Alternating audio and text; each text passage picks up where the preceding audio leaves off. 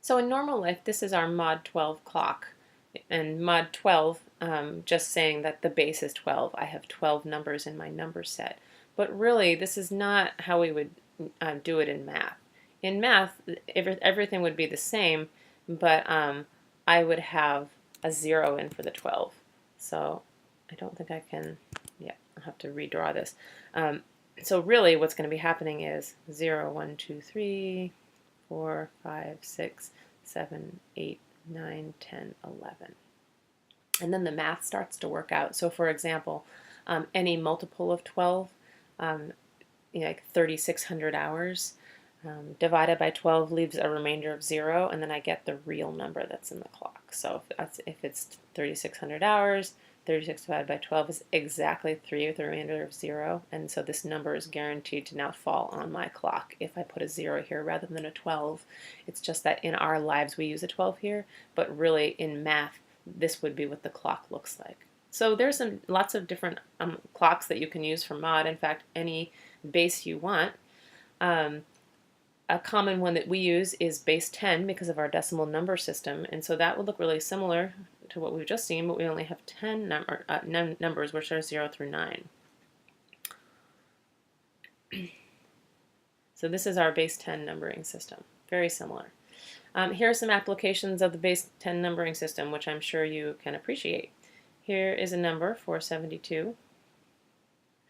So when you're in a restaurant or something and you're trying to calculate the tip, a common way to do that if you're doing a 15 or 20% tip is to figure out what 10% is, and so that will help you calculate your 20% tip, or you can do half of the 10 and add that to your 10 to get a 15% tip. So that would be just moving the decimal point 1 over to calculate 10%.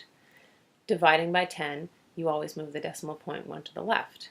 So now up here we were dividing by 12, down here we're dividing by 10, but we're doing essentially the same exact mathematical operation. I'm taking 472 and I'm deciding to divide it by the number of numbers in my mod. And I'm coming out with 4 times 10 is 40. I come out with this 72. I get the 7, 70. I don't really need to do this out because you can see where it's going, but I'm doing this out the long way to just say this would be possible to do in any base.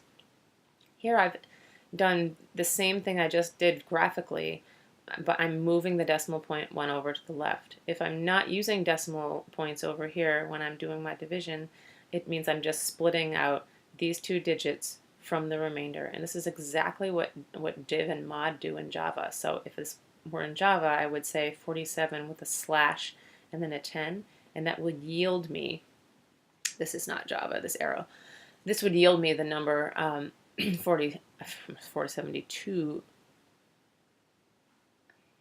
Do that again.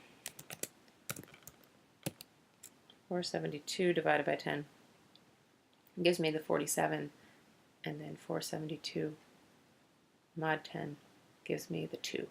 So this is how I get those 2 pieces of this one mathematical operation in Java, using slash for the div and % sign for the remainder or the mod.